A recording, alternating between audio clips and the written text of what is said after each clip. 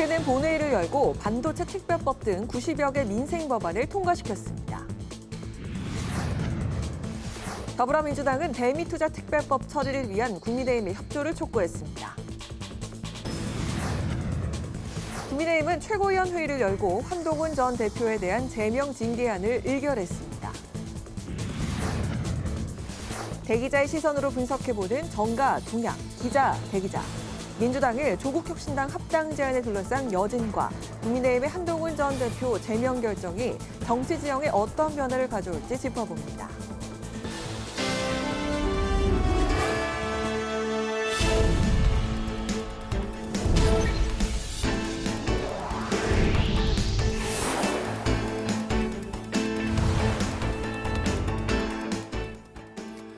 여러분 안녕하십니까? 1월 29일 목요일 국회 라이브 6 시작하겠습니다.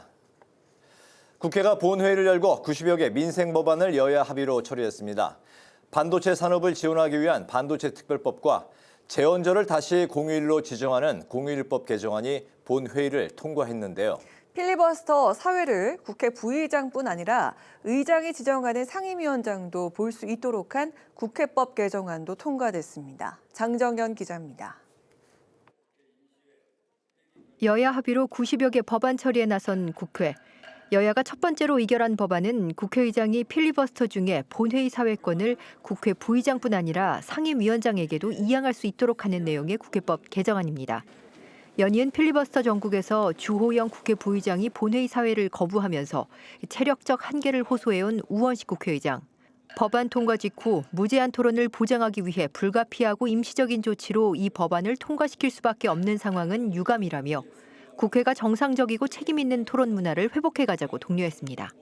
국회의장단 중 한 분이 오랜 기간 동안 사회를 거부하는 비정상적인 형태의 무제한 토론이 계속되면서 불가피하게 개정 의견에 동의했습니다만 이 법의 통과가 지금의 기형적인 무제한 토론을 반복하는 근거가 아니라 바로잡는 계기가 되기를 바랍니다.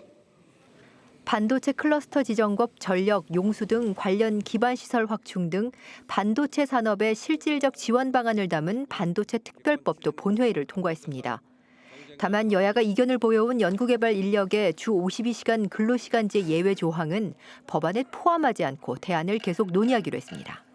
반도체 산업의 성장 기반을 구축하여 대한민국 반도체 산업의 경쟁력을 강화하고 반도체 주권을 확립한다는 동제정안의 입법 취지를 고려하여 우리 위원회에서 채택한 부대 의견과 같이 국회에서 조속히 근로시간 특례 관련 대안을 도출할 수 있기를 희망합니다.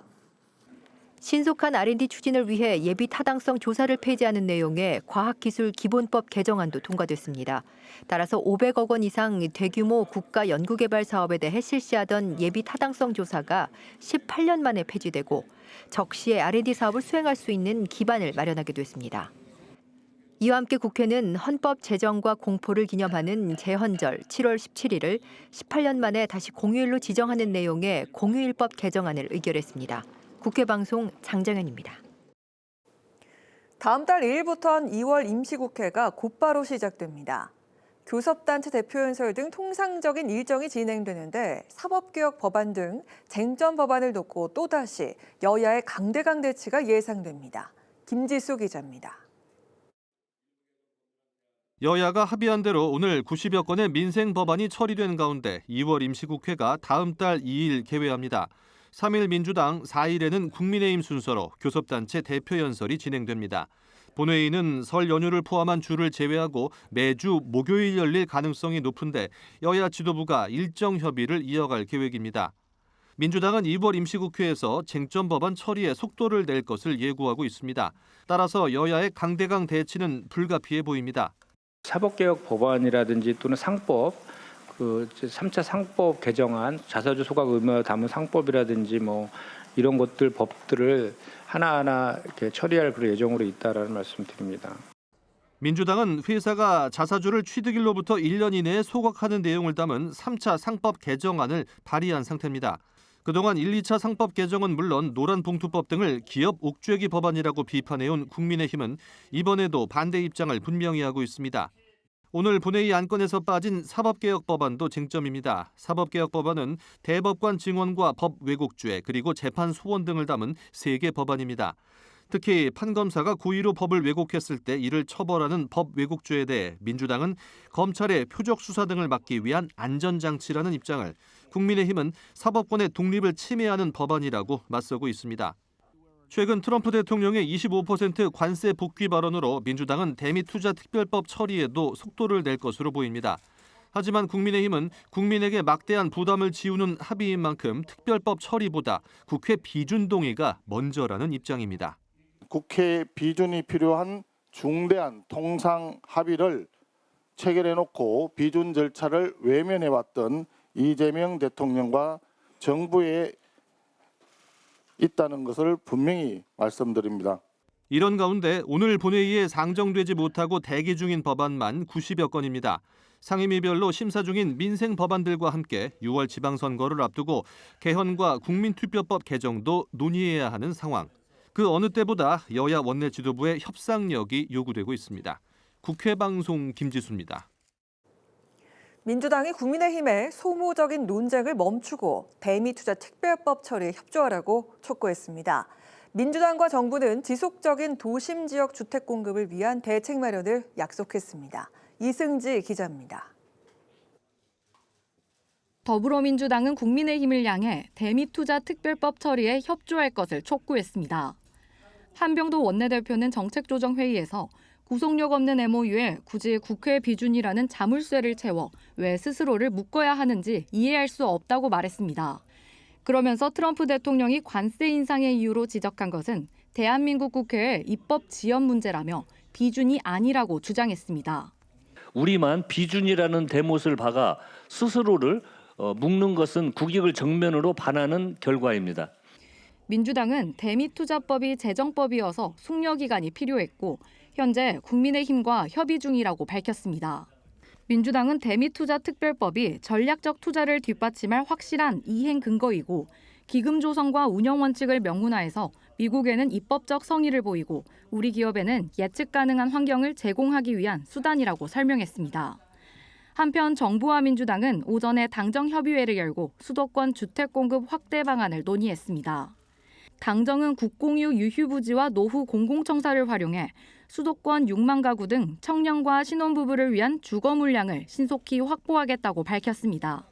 한정혜 정책회의장은 정부 주도 공급에 대한 불신과 공급 절벽 우려를 해소하기 위한 노력을 당부했습니다. 정부는 이번 발표를 시작으로 계속 새로운 사업을 발굴하고 또 발표해서 공급이 꾸준하게 이루어진다라고 하는 신뢰를 국민께 드려야 할 것으로 봅니다. 김윤덕 국토교통부 장관은 공급 추가 발표를 통해 약속한 물량을 실제 숫자로 증명할 수 있도록 하겠다고 답했습니다. 국회방송 이승지입니다. 국민의힘 한동훈 전 대표 제명이 최고위원회의 의결로 확정됐습니다. 당내 계파 갈등이 최고조로 치닫는 가운데 한 전 대표는 반드시 돌아오겠다고 밝혔습니다. 오다힌 기자의 보도입니다. 쌍특검 단식 이후 당무에 복귀한 장동혁 대표 주재로 열린 첫 최고위원회의. 당 지도부는 당원 게시판 논란과 관련해 한동훈 전 대표를 제명하기로 의결했습니다. 의결권이 있는 최고위원 9명 가운데 찬성 7명, 반대 1명, 기권 1명으로 최종 제명이 결정된 것으로 전해지고 있습니다. 당 윤리위에서 제명 처분을 내린 지 16일 만입니다. 지도부는 정해진 절차에 따른 것이며 충분한 시간을 줬다는 입장입니다. 하지만 친한계에선 장동혁 지도부 사퇴를 주장하며 반발의 목소리가 터져나왔습니다.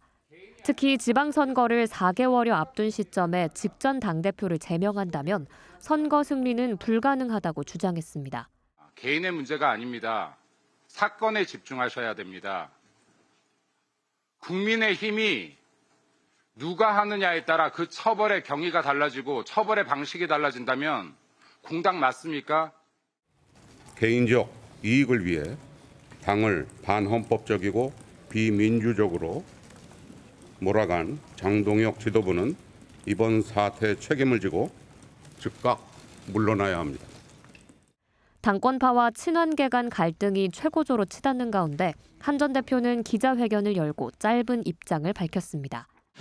저를 제명할 수는 있어도 국민을 위한 좋은 정치의 열망을 꺾을 수는 없습니다. 저는 반드시 돌아옵니다. 한 전 대표는 앞으로 계획에 대해 밝히진 않았습니다. 하지만 효력정지 가처분 신청 등 법적 대응에 나서거나 무소속으로 보궐선거나 지방선거에 출마할 가능성이 거론되고 있습니다. 국회방송 오다인입니다.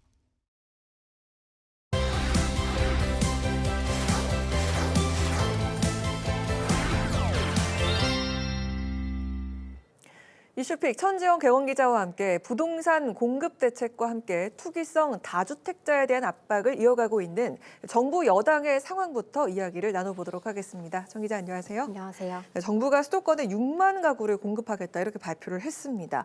대책 발표하기 전에 당정 협의가 있었는데 민주당 측에서는 주택 공급에 대한 신뢰를 꼭 만들어야 한다 이렇게 강조를 했거든요. 지방선거를 앞두고 부동산 공급에 속도를 내는 그런 모양새네요. 그렇습니다. 정부는 용산과 과천, 성남 등 수도권 도심에 6만 가구를 신속히 공급하겠다고 발표를 했습니다. 이 조치는 이 수도권에 135만 가구를 공급하겠다고 밝힌 이 작년 97 부동산 공급 대책의 후속 조치이기도 한데요. 이 오늘 발표된 자료에 따르면 이 서울 아파트 값이 3주 연속 이 오름세를 유지 중이고 14주 만에 가장 큰 폭의 상승을 기록했습니다. 이 정부 여당이 첫 번째로 꼽는 민생, 이 먹고 사는 문제에서 집값 문제는 시민들이 피부로 체감하는 당장의 어려움이자 이 정부로서는 성과를 내기 쉽지 않은 분야이기도 합니다. 이 오늘 공급 대책을 발표하기 전 국회에서 열린 당정협의에서 이 김윤덕 국토부 장관은 이번 발표가 끝이 아니다. 이 지속적인 주택 공급 대책을 내놓겠다고 말했습니다. 이 작년은 제도 개선 등 기반 조성에 주력했다면 이 올해는 97 대책이 실제로 현장에서 작동되는 첫 해라면서 이 국민께 한 약속을 숫자로 증명해야 하는 중요한 해라고 강조를 한 겁니다. 이 민주당과 정부 모두 사업이 지연되지 않고 이 공급이 계속된다는 신뢰의 중요성을 언급했는데요. 이 한정희 민주당 정책위의장은 국민들이 여전히 정부 주도 공급에 의문과 우려를 갖고 있다면서 이번 발표를 시작으로 이 꾸준한 공급이 이뤄진다는 신뢰를 국민께 드려야 한다고 당부를 했습니다. 다만 일각에서는 태릉 등 이 문재인 정부에서 추진을 했다가 무산된 적 있는 지역이 포함되면서 2030년 착공 목표를 지킬 수 있겠냐 이런 우려가 나옵니다. 이 와중에 그 청와대는 다주택자 양도소득세 중과 유예 조치가 종료되는 시점을 예정보다도 한두 달 미룰 수 있다 이런 가능성을 시사했는데요. 이 조치가 종료된다는 점 이 자체는 분명하다 이렇게 단언을 했습니다. 다주택자들이 매물을 내놓지 않는다면 후회를 할 거다 이렇게 압박까지 하고 있죠. 그렇습니다. 이 정부는 주택 공급은 활성화하면서도 이 투기성 다주택자들에 대해서는 매물 압박을 가하는 투트랙 전략을 꾀하고 있습니다. 이규현 청와대 홍보소통수석은 한 라디오에서 이번에 매물을 안 내놓고 이 갖고 있는 다주택자들은 후회할 거라면서 이 경고성 메시지를 내기도 했는데요. 이 다주택자 양도세 중과 제도는 이 조정 대상 지역 내 다주택자가 집을 팔 때 내는 이 양도소득세에 가산세율을 얻는 겁니다. 이 주택을 많이 가질수록 가산세율이 높아지는데요. 이 주택거래 활성화를 이유로 매년 유예 조치를 반복해온 이전 정부에도 책임이 있다고 이재명 대통령이 인정을 했고, 이 현실적으로 주택 거래와 이 세입자 문제 등을 고려했을 때는 시간이 걸리기 때문에요. 이 정부는 유예 조치가 종료되는 시점인 5월 9일에서 이 한두 달 정도 뒤로 늦추는 방안을 검토 중입니다. 이재명 대통령은 비정상적으로 부동산에 집중된 자원 배분 왜곡을 반드시 바로잡아야 한다고 말할 만큼 이 부동산 정책에 대한 의지가 강력한데요. 이 공급 대책과 유예 조치 종료 등으로도 이 부동산 가격이 안정세를 찾지 못한다면 이 보유세와 거래세 등을 포함한 이 부동산 세제 개편 방안이 구체화될 가능성이 높습니다. 네, 다음 주제로 넘어가 보도록 하겠습니다. 오늘 국민의힘이 한동훈 전 대표를 제명을 했습니다. 국민의힘 지도부 대다수가 이 징계안에 찬성을 한 건데요. 친한계는 공개적으로 반발하면서 지도부의 사퇴를 요구를 했습니다. 당내 계파 갈등 점점 더 정점으로 치닫는 것 같습니다. 그렇습니다. 이 장동혁 국민의힘 대표 단식으로 미뤄졌던 이 윤리위의 한동훈 전 대표 징계 공개한 결국 오늘 국민의힘 최고위원회의를 통과했습니다. 이 비공개 회의에서 제명을 의결하기도 전에 이 공개 회의에서부터 갈등이 드러났는데요. 이 김민수 최고위원은 자신이 한 전 대표와 똑같은 행동을 했다면 윤리위 의결조차 없이 제명됐을 거라면서 이 제명에 공개 찬성을 했고요. 이 조광환 최고위원도 이 당의 미래를 위해 악성 부채를 정리해야 한다면서 간접적으로 찬성 의사를 내비쳤습니다. 이 국민의힘은 공개적으로 찬반 표결 내용을 밝히지는 않았지만 이 우재준 최고위원이 반대 의사를 밝히면서 의결 도중 회의장을 나와서 이 결국은 이건 탄핵 찬성에 대한 보복이라고 비판을 했고요. 이 양양자 최고위원도 찬성과 반대, 이 기권 어느 것에서도 손을 들지 않으면서 사실상 기권한 것으로 알려졌습니다. 이 국민의힘 친한계 의원들뿐 아니라 전현직 원외 당협위원장들 그리고 지방선거에서 이 서울시장 연임 도전이 유력한 오세훈 서울시장까지 이 이례적으로 장동혁 대표 사퇴라는 이 강경한 요구를 하고 있는데요. 이 오후 열린 의원총회에서도 의원들 간의 공개 충돌이 있었다고 합니다. 이 결국 지방선거를 앞두고 국민의힘 지도부는 이 한 전 대표 문제를 정리를 하고 지방선거 모드에 돌입하자 이런 의도라고 풀이가 되는데요.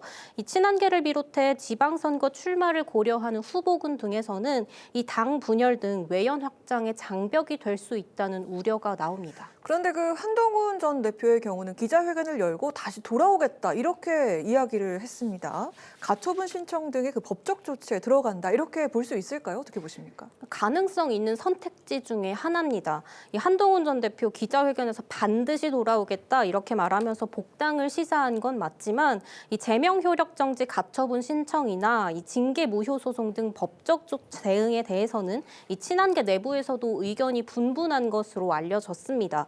2023년 국민의힘 비상대책위원장으로 정치에 입문한 한 전 대표는 정치 인생 2년여 만에 당적을 상실했습니다. 이번 최고위 결정으로 한 전 대표는 5년간 재입당이 불가능하고 2030년 대선까지 국민의힘 소속으로 출마할 수 없게 됩니다. 이 국민의힘 안팎의 반발이 거세면서 한 전 대표의 향후 행보에도 관심이 쏠리는데요. 이 6줄의 짧은 입장문만 읽은 채 기자회견장을 나선 한 전 대표는 이 지지자들의 연호 속에서 기자들 질문에는 답을 하지 않은 채 차를 타고 국회를 떠났습니다. 이 친한계 의원들은 탈당이나 이 신당 창당 가능성에 대해서는 단호하게 선을 긋고 있는데요.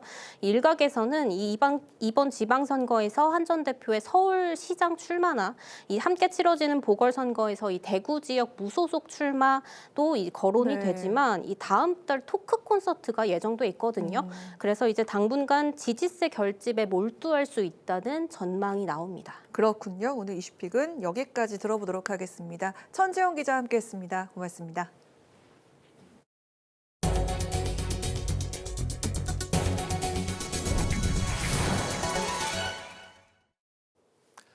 국회 과학기술정보방송통신위원회가 지난달 열린 쿠팡 청문회에서 위증한 혐의로 쿠팡 법무담당인 이재걸 부사장을 고발하기로 했습니다. 지난해 국정감사에서 위증했다는 이유로 이진숙 전 방통위원장도 고발하기로 했는데 이를 두고 여야 공방이 이어졌습니다. 이소희 기자가 보도합니다. 지난달 개인정보 유출 사고의 책임을 규명하기 위해 열린 쿠팡 연석 청문회. 당시 쿠팡 법무담당인 이재걸 부사장은 개인정보 유출에 대한 쿠팡 측의 셀프 조사가 국가정보원과의 협의하에 진행됐다고 밝혔습니다. 국정원에서는 12월 2일부터 계속해서 연락을 하고 저에겐 법적 의무가 있다라고 협조할 의무가 있다라고 말씀을 주셨고요. 하지만 국정원은 쿠팡 조사에 대한 개입을 전면 부인하고 국회가 위증죄로 고발해 줄 것을 요청했습니다. 이에 과방위는 오늘 전체 회의를 열고 헤럴드 로저스 대표에 이어 이재걸 부사장도 위증죄로 고발하기로 의결했습니다. 회의에선 이진숙 전 방통위원장도 위증 혐의로 고발하기로 했습니다.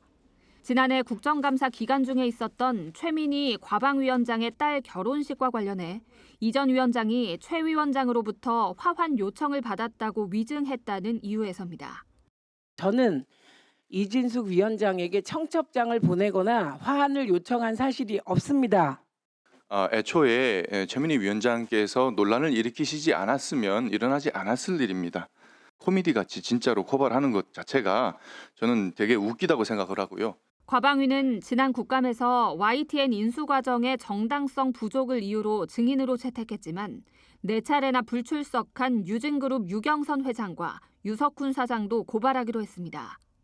과방위는 또 방송미디어통신심의위원회 출범 121일 만에 홍미애 전 세종시청자 미디어센터장과 구종상 전 방심위원, 김일곤 전 경남 MBC 사장을 방심위원으로 추천하기로 했습니다. 국회 방송 이소희입니다. 더불어민주당 윤리심판원이 장경태 의원과 최민희 의원에 대한 직권조사를 위한 첫 회의를 열었습니다. 민주당 윤리심판원은 오늘 당사에서 장 의원의 성비위 의혹과 최 의원 자녀 결혼식 축의금 의혹에 대해 논의했습니다. 한동수 윤리심판원장은 두 의원에 대한 징계 절차가 개시됐고 사실관계 확인 등을 진행할 것이라고 밝혔습니다. 국민의힘은 쿠팡에 인사 압력을 넣었다는 의혹이 제기된 민주당 김병기 전 원내대표 대신 쿠팡을 압수수색하는 것을 두고 주객전도 수사라고 비판했습니다. 국민의힘은 경찰이 김 전 원내대표의 수사를 미룬다면 증거인멸 시간을 벌어주는 결과로 이어질 수 있다고 주장했습니다. 국민의힘은 수사기관이 과도한 표적 수사를 그만두고 김 전 원내대표에 대한 법 집행에 즉각 착수할 것을 촉구했습니다. 조국혁신당은 김건희 여사의 도이치모터스 주가 조작 혐의에 대한 법원의 무죄 판결과 관련해 사법부가 주가 조작의 승승장구를 부추긴 셈이라고 비판했습니다. 서왕진 원내대표는 오늘 최고위원회의에서 시세 조정을 알았고 돈을 제공했지만 공모는 아니라는 이번 판결을 어떤 국민도 납득할 수 없을 거라고 지적했습니다. 이어서 시장 룰을 어기고 막대한 이익을 챙긴 자가 법기술을 총동원해 빠져나가는데 투자자들이 시장 정의를 신뢰하겠냐며 이번 판결은 코리아 디스카운트를 소원하는 자해 행위라고 주장했습니다. 진보당이 비무장지대법 발의에 제동을 걸고 있는 유엔 사령부에게 대한민국 국회에 출석해 직접 이유를 설명하고 판단을 구하라고 촉구했습니다. 진보당은 유엔사의 역할이 DMZ 출입 통제와 정전협정 준수 감시에 국한된다며 유엔사의 비무장지대법 반대는 국회 입법권 부정이라고 지적했습니다.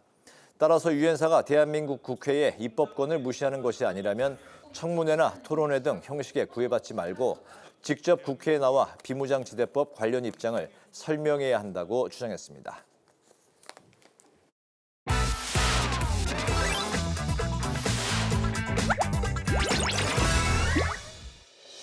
(1월 29일) 강아랑이 전해주는 정치권의 뜨거운 말말말 강아랑의 정치랑입니다.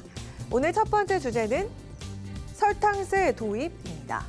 이재명 대통령이 담배처럼 설탕 부담금은 어떠냐고 제안한 것을 두고 정치권 공방이 이어지고 있습니다. 설탕 부담금은 설탕 등의 당류가 첨가된 청량 음료 등의 식품에 세금을 부과하는 제도를 말합니다. 이것은 시장을 극도로 왜곡하고 특정 제품에 대한 세금을 부과함으로써 결국은 소비 구조를 왜곡하고 더 나가서 주로 저소득층에게 부담을 준 그런 아주 나쁜 세금으로 악용될 가능성이 많습니다. 이에 민주당은 다음은 소금세냐는 식의 자극적인 표현으로 논의를 왜곡하고 증세 공포 프레임을 앞세우고 있다고 반박했습니다. 설탕 부담금을 부과해서 사용량을 줄이고 그 재원을 지역 공공의료 부문에 쓰자는 취지지만 고환율, 고물가로 허리가 휘는 자영업자들의 부담만 키울 거란 시선도 있었습니다. 설탕은 일상적으로 모든 식품에 다 골고루 쓰이는 것들이거든요. 거기다가 세금을 많이 매긴다고 하면 오히려 물가를 올리고 사람들이 정말 다른 데 쓸 수 있는 돈을 못 쓰게 하고. 국제보건기구는 2016년 회원국을 대상으로 설탕세 도입을 권고했고 현재 120여 개 국가에 도입된 상황입니다. 우리나라에선 2021년 21대 국회에서 강병원 당시 민주당 의원의 국민건강증진법 개정안이 발의된 바 있습니다. 비만 그리고 고혈압의 위험이 있다라면 나트륨 못지않게 설탕도 한번 우리가 적게 먹자고 뭔가 정부 차원에서 좀 뭔가 정책들을 마련해야 되지 않을까 싶거든요. 특히 이제 단맛의 중독성이 굉장히 심합니다. 우리나라 청소년들의 일일 당 섭취량은 72.8g입니다. WHO 일일 권장량의 약 3배에 달하는 양입니다. 이에 관련 국회 검토 보고서는 식습관 개선 효과를 기대하면서도 기초 생필품 성격이 강한 설탕에 부담금을 물리면 소비자에게 가격이 전가될 수밖에 없다면서 신중한 입장을 보였고 보건복지부 또한 질병 예방, 건강 증진에 공감하면서도 효과성, 국민 수용성에 대한 추가 논의가 필요하다고 밝힌 바가 있습니다. 이후 5년 만에 이재명 대통령이 다시금 환기시킨 설탕세 도입 필요성, 여러분 의견은 어떠신가요? 자, 이어서 오늘 두 번째 주제는 100대1 토론 제안입니다. 이준석 개혁신당 대표가 부정선거를 주장하는 이들과 100대1 무제한 토론을 제안했습니다. 이 대표는 싹 긁어모아 한 번에 정리하겠다라고 밝혔습니다. 부정선거론자들 이런 사람들 지금도 계속 퇴치가 안 되고 저렇게 하고 있거든요. 망상이나 아니면 이런 허위사실에 기반해가지고 뭔가 쌓아올릴 수가 없습니다. 공개적으로 밝힙니다. 뭐 어디 변호사든 황교안 대표든 누구든 저한테 부정선거 토론 제안하시면은 제가 하겠습니다. 이 대표가 제안한 방식은 다대일 토론입니다. 형식은 100대1, 시간은 무제한이라면서 넓은 공간에 다 모아놓고 저 혼자서 전부 상대해드리겠다라고 주장했습니다. 노이즈 마케팅 방지를 위해서 최소 1인당 100만 원의 참가비도 내걸었습니다. 일각에선 이준석 대표가 선거제도나 부정선거 논란에 대한 전문성을 갖추고 있느냐에 의문을 제기하면서 과연 실질적인 논의가 이뤄질 수 있겠냐는 점을 지적하고 있습니다. 사전투표 논란은 사전투표 조작 가능성과 개표 참관 한계 등을 근거로 제기돼 온 바 있습니다. 하지만 중앙선관위와 사법부는 수차례 부정선거 논란에 대해서 객관적 증거가 없다는 판단을 내렸습니다. 그런가 하면 지난 26일 국회 정개특위에서 중앙선관위의 현안 보고에선 사전투표 관리관 날인 문제 등이 핵심 쟁점이 됐는데요. 선거 행정이란 효율적일 수 있습니다. 근데 신뢰를 잃은 선거 행정은 어떤 효율도 의미가 없습니다. 선관위가 고민해야 될 지점은 어떻게 하면 떨어진 국민의 신뢰도를 회복할까입니다. 지방선거를 약 4개월 앞둔 시점에서 지난 개엄 이후 계속해서 논란이 되고 있는 부정선거 의혹을 비롯해 선관위의 신뢰성 문제 등이 이준석 대표가 제안한 공개 토론으로 과연 해소가 될 수 있을까요? 정치권에 관심이 모아집니다. 지금까지 강아랑의 정치랑이었습니다.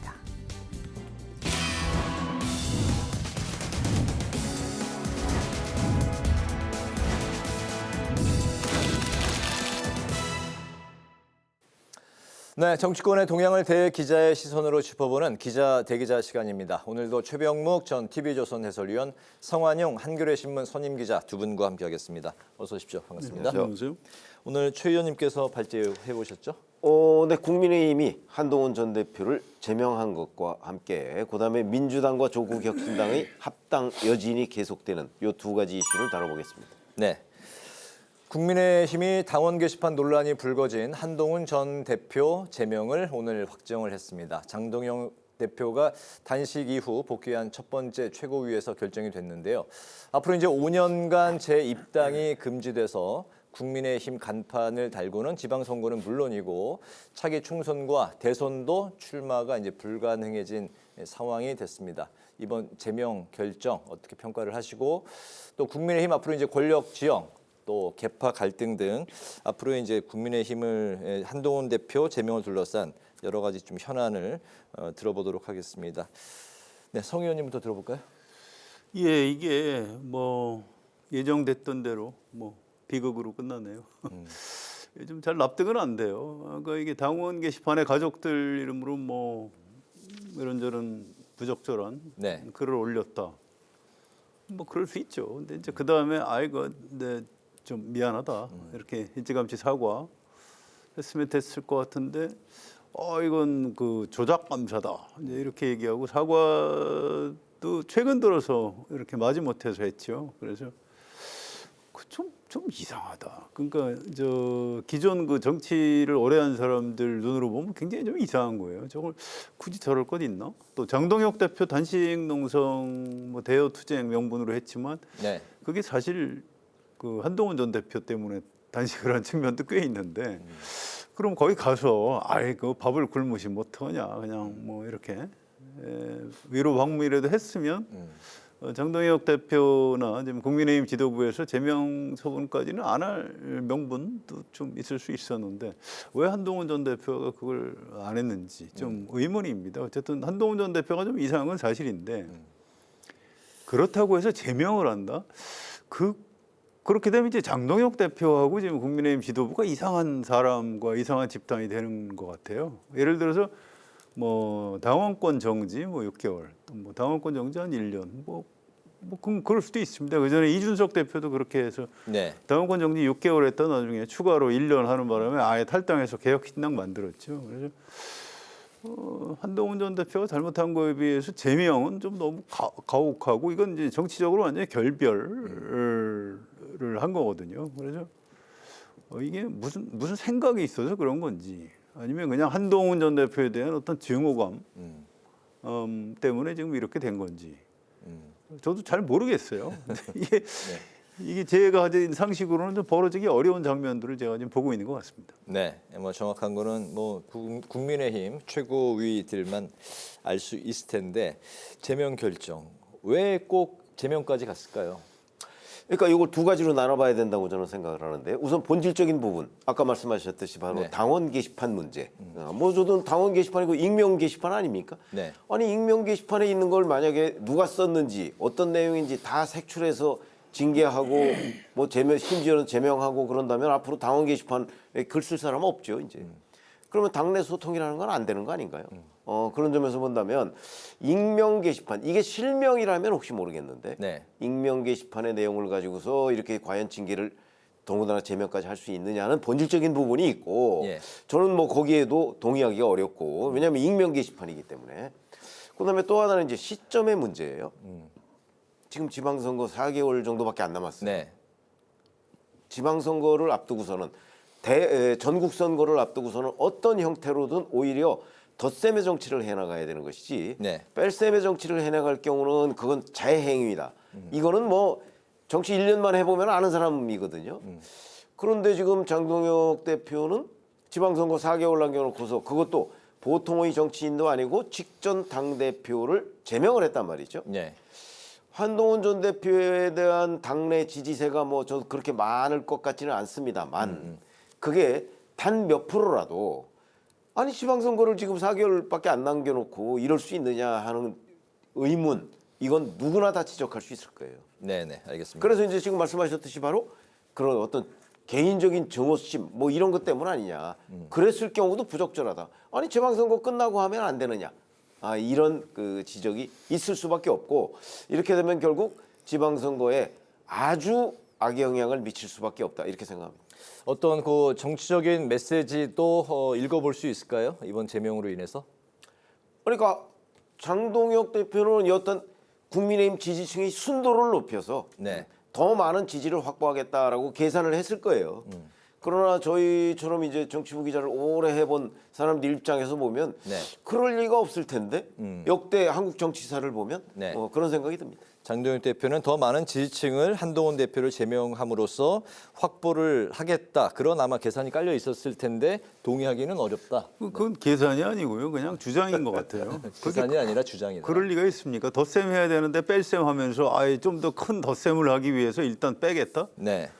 그럼 뭐 누구 뭐 이준석 개혁신당 대표 그럼 연대를 하든가. 근데 이준석 대표는 아예 나 거기하고 선거연대할 생각 없습니다. 이렇게 나오고 있잖아요. 네. 그래서 좀 뭔가 앞뒤가 안 맞는 행동을 하고 있는데 이게 한 두 가지 정도로 추정은 돼요. 이게 워낙 그 강성 당원들이 그러니까 이 장동혁 대표 체제를 만든 이른바 이제 윤어게인하고 뭐 꼭 윤어게인까지는 아니지만 좀 강성 책임 당원들이 장동혁 대표라는 사람을 등에 태우고 네. 호랑이처럼 막 달리고 있는 거죠. 근데 여기서 내려오면 물려 죽는 수가 있습니다. 그래서 네. 이게 공포감 때문에 그런 것 같다. 이런 분석이 하나 있고요. 네. 또 한 가지는 대권 꿈이 있는 것 같다. 지방선거 뭐 이런 게 중요한 게 아니고 네. 여기서 자기 그 유일 체제를 구축을 해가지고 그게 이제 이재명 대통령 벤치마킹이라고 합니다. 뭐 이른바 비명 행사 공천에서 민주당을 이재명의 민주당으로 만들어서 결국 대통령 가입이 되지 않았느냐. 이제 그걸 따라하고 있는 것 같다. 그래서 최근에 장동혁 대표 뭐 개인적으로 뭐 팬클럽 쪽을 조직을 좀 강화하는 뭐 이런 흔적 같은 것들이 있습니다. 그런데 저는 이제 제가 앞에 말씀드린 전자 가능성이 좀 더 크다고 봅니다. 이 뒷부분은 이게 현실 가능성이 너무 없기 때문에 우리나라에서는 전국 선거에서 한번 지면 사퇴해야 되거든요. 네. 저도 그 다음에 대표를 계속할 수 있다. 이건 이제 계산이 잘 안 맞는 것 같아요. 알겠습니다. 아무튼 오늘 그 오세훈 서울시장이 웬만해서 독하게 말을 안 하는 사람인데 장동혁 대표 사퇴를 요구했어요. 아, 네. 현직 서울시장입니다. 뭐 한동훈 전 대표야 뭐 세가 좀 줄어들었지만 그래도 오세훈이라는 현직 4선 서울시장이 지도부 사퇴를 요구하고 있어요. 이거 이제 굉장히 싸움이 커지는 거죠. 지금 국민의힘 좀 앞날이 캄캄하다 이렇게 봅니다. 한동훈 전 대표가 오늘 긴급 기자회견을 갖고 자신과 자신의 지지층이 국민의힘과 보수의 진정한 주인이다 이렇게 이제 강조를 했고 반드시 돌아오겠다고 밝혔습니다. 한동훈 전 대표의 앞으로의 좀 행보, 뭐 지선이 이제 4개월 남았는데요. 좀 어떤 길을 갈까요? 글쎄 뭐 돌아오는 방법과 시기가 문제가 되겠죠. 방법은 이제 결국은 뭐 지방선거나 아니면 지방선거로 인해서 생기는 국회의원 보궐선거 뭐 이런 곳에 이제 출마하는 방법이 있을 텐데 그럴 경우라도 국민의힘 간판으로 출마할 수가 없기 때문에 결국은 본인이 무소속으로 나와야 되거든요. 무소속으로 나왔을 때 과연 당선될 만한 가능성이 있는 곳이 있느냐? 저는 없다고 생각합니다. 그래서 이제 존재감을 보여주기 위해서 뭔가 출마를 할 수 있으되 확실하게 한동훈이라는 사람의 이미지를 각인시킬 수 있는 선거는 아마 없을 것이다. 그래서 그보다는 오히려 전국을 돌아다니면서 본인의 그 지지세를 확인하는 과정. 그러나 출마는 하지 않는 아마 오히려 그런 쪽으로 선택을 할 가능성이 저는 더 높은 것 아니냐 이렇게 보고 있습니다. 네, 그 무소속 간판을 달고는 지방선거에서 뭐 승리 가능성이 높지 않기 때문에 별로 없죠. 네, 당분간 뭐 어떻게 해야 될지 본인도 고민이 많을 겁니다. 오늘 그 소통관에 국회 여기 소통관에 와서 기자회견 했는데 뭐 표정이 별로 안 좋더라고요. 뭐 아무래도 제명 당했으니까 좋을 리는 없죠. 그런데 그 소통관 오는 1층에 그 아마 위드훈이라고 하나요? 그 한동훈 전 대표 그 팬클럽 이분들이 많이 와서 구호를 외쳤어요. 2층에 기자실이 있는데 아주 그 시끄러울 정도로. 근데 진짜 보수 한동훈 이렇게 이제 리듬을 맞춰가지고 아주 함성을 강하게 질렀는데. 이 한동훈 전 대표도 아마 여기에 좀 중독이 될 겁니다. 이게 정치인들은 이제 이런 식으로 그 자기 열성 지지층한테 환호를 받으면 엔돌핀이 막 나오는 거거든요. 그래서 앞으로도 계속 이제 뭐 유튜브라든가 뭐 콘서트 이런 데 다니면서 아마 그 자기만의 한동훈만의 세계에서 이렇게 살면서 다음에 이제 정치적으로 지방선거 때 어떻게 할 것인가 길을 모색하지 않을까 이렇게 예측이 됩니다. 네, 여야 간의 이제 당내 자당의 안에서의 갈등 상황이 이제 연출이 되고 있는데 여권의 갈등 상황도 살펴보면 민주당과 조국혁신당의 합당 여진이 이어지고 있습니다. 거기에 또 이제 김민석 총리가 정청래 대표의 합당 제안 시점과 방식의 논란이라고 지적까지 한 상황. 거기에 이제 김민석 총리가 당대표에도 로망이 있다고 언급을 해서 8월 전당대회 당권에 도전하는 거 아니냐 뭐 이런 또 전망도 높아졌습니다. 양당의 이제 합당 카드가 이제 권력 여권의 어떤 지형을 변화를 가져올지 그리고 김민석 총리의 당대표 도전 가능성 두 가지 사안을 좀 길지 않게 들어볼까요? 김민석 국무총리가 지금 당대표의 로망 이렇게 얘기한 거는 최근에 이제 그 김어준 씨 유튜브 하는 문제하고 서울시장 여론조사 하는 문제 가지고 좀 약간의 갈등이 있었잖아요. 저는 그거를 확실하게 그 지금 정리하기 위한 것에 불과하지 실제 뭐 당대표에 도전하겠다 이런 거는 김민석 국무총리 혼자 결정할 일은 아니죠. 이재명 대통령과 어차피 협의하에 결정할 문제다. 그렇기 때문에 지금 당장 뭐 서울시장 출마는 접고 그다음에 뭐 당대표로 방향을 틀었다 이렇게 보기는 어려울 것 같고요.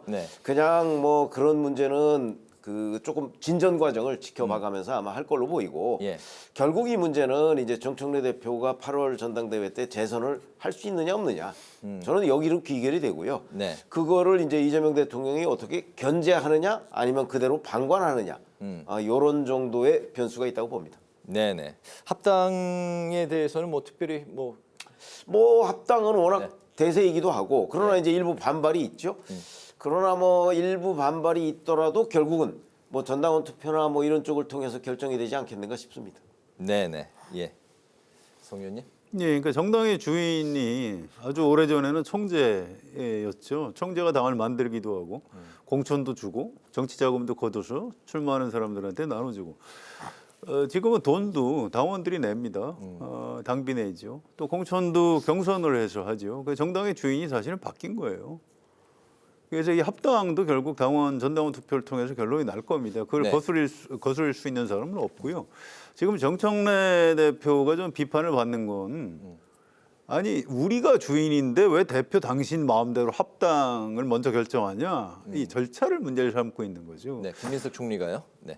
아니요, 정청래 대표가 그렇게 그 합당을 하겠다고 전격 선언한 거에 대해서 당원들이 불만이 있는 겁니다. 절차에 대해서. 네네.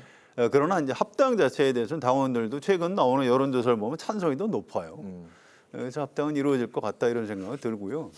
이걸 이제 하나 좀 조심해야 될 게 정청래, 김민석 둘이 뭐 당권 싸움을 하는 걸로 자꾸 보도하는 경향이 있는데 이 둘이 당권 싸움 한다고 뭐 누가 이기고 지고 그런 게 아니에요.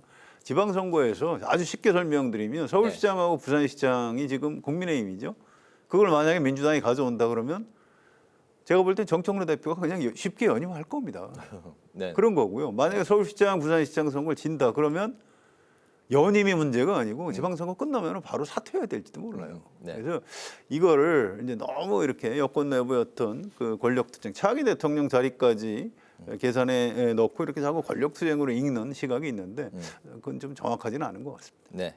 뭐 계속 이제 지속적으로 이제 일관되게 이제 그런 말씀을 하십니다. 정청래 대표의 이제 앞으로의 연임 여부는 오롯이 지선 여부에 달려 있다. 지방선거 결과에 달려 있다. 결과에 달려 있다. 이렇게 보는 겁니다. 자, 트럼프 미국 대통령의 관세 인상 발언에 이어서 미 재무장관도 한국 국회가 승인하기 전까지는 무역 합의가 없을 거라고 강조를 했습니다. 우리 정부가 해법을 논의하기 위해서 김정관 산업통상부 장관을 워싱턴에 급파했는데요. 미국의 핵심 메시지, 미국의 의도를 좀 어떻게 읽어야 될지, 거기에 또 우리 정부는 좀 어떤 전략으로 대응을 해야 될까요? 트럼프 미국 대통령의 그 트위터 X를 보면요. 거기에 not enacted 이렇게 돼 있습니다. 그러니까 왜 이행을 안 하느냐 이거거든요. 근데 이행을 안 하는 거에 지금 핵심적인 사항은 국회에서 이걸 제대로 뒷받침을 안 해준다 이거거든요. 그러면 그것이 민주당에서 얘기하는 대미투자 특별법이 됐든 아니면 국민의힘이 얘기하는 국회 비준 동의가 됐든 어떤 형식으로든 여하튼 이행하는 모습을 미국에 보여주지 않으면 아마 관세는 재인상될 거예요. 그렇기 때문에 저는 이거에 대한 1차적인 책임은 아무래도 여당에 있지 않겠습니까? 그러니까 여당이 특별법이든 비준동의든 어떤 형식으로든 트럼프 미국 대통령한테 자 우리가 이렇게 이행을 지금 하고 있습니다 라는 걸 보여주기 위한 이른바 액션을 취해야 된다. 그래야 not enacted 이런 소리를 안 듣잖아요. 그건 여당의 책임이라고 저는 봅니다. 네, 뭐 미 국무장관이 이야기한 뭐 그대로네요. 그대로죠. 국회가 이제 승인하기 전까지는 무역에 대한 합의가 없을 거다. 없는 거나 마찬가지다. 이런 얘기죠. 네네.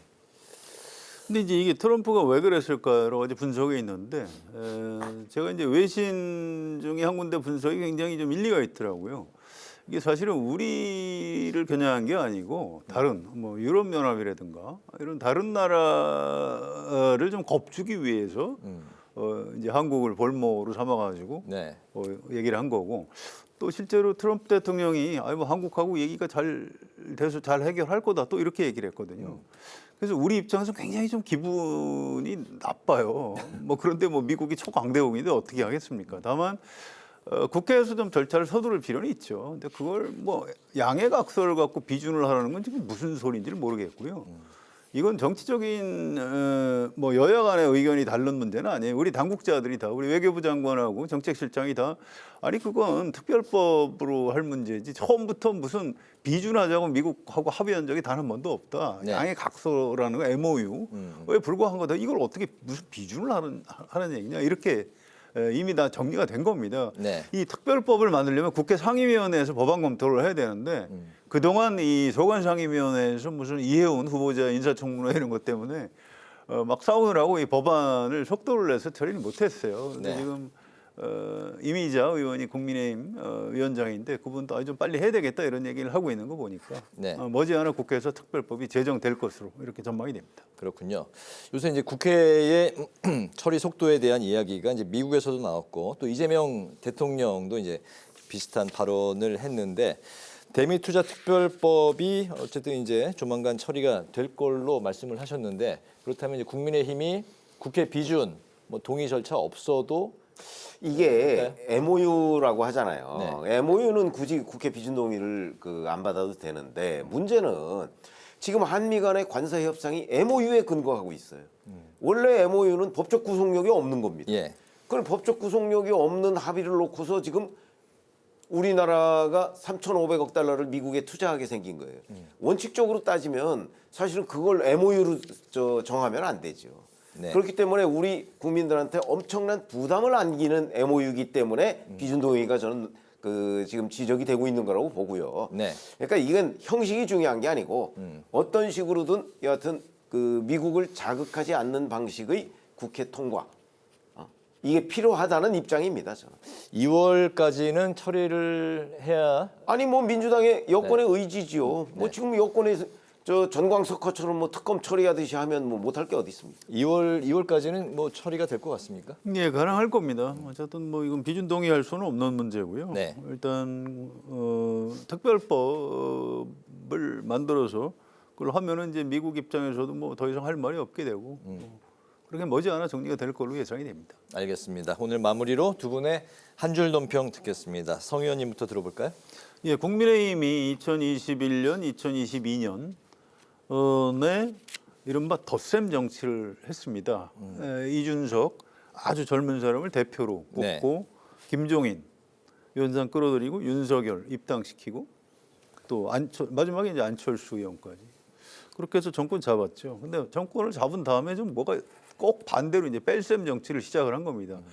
경기지사 나가겠다는 유승민 전 의원 뭐 못 나가게 뭐 물론 경선에서 졌습니다만 그랬고 또 이준석 대표 추천했죠.